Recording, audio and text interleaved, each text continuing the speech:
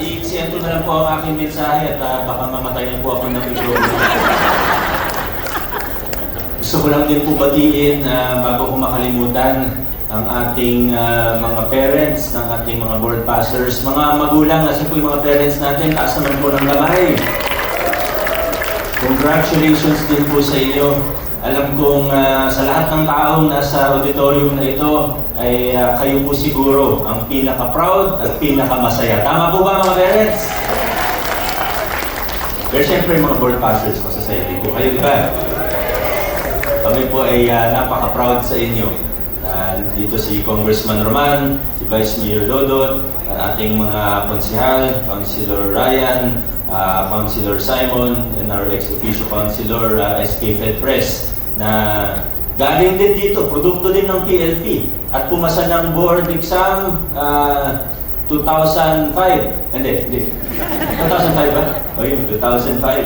At ngayon, miyembro na ng ating City Council, si Pres, Councilor Casey Costillas. Sa lahat po ng mga board passers natin, muli po, congratulations sa inyo. At, palakpakan po ninyo yung mga sarili.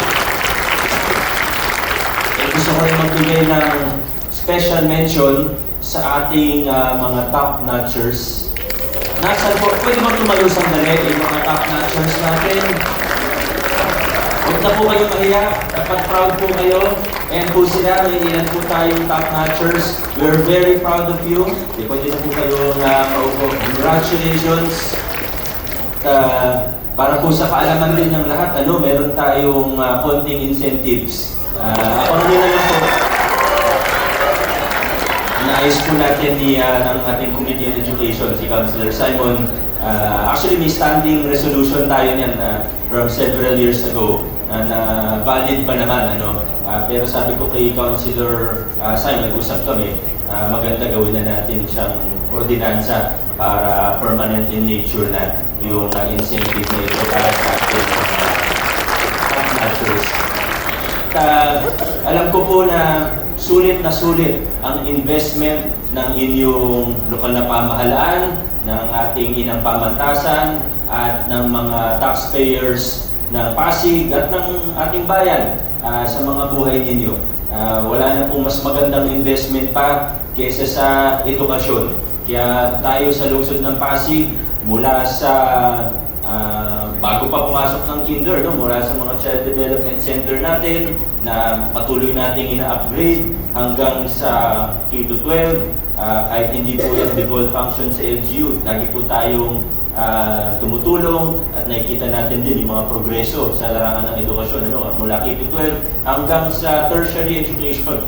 Hanggang sa tertiary education, pero pati yung mga TechVoc natin, CIST, lahat, hanggang sa Pag-asa Scholarship Program natin, para sa mga hindi nakapasok sa ating pamantasan, yan talagang isa sa prioridad natin at mananatiling top priority ng ating lokal na pamahalaan.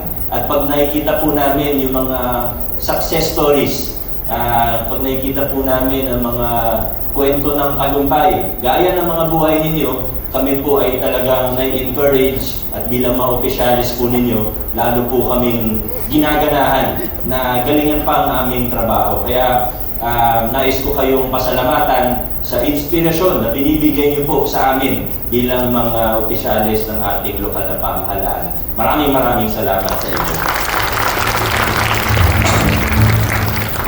Mamaya nila-play yung music, di pa po ako tapos.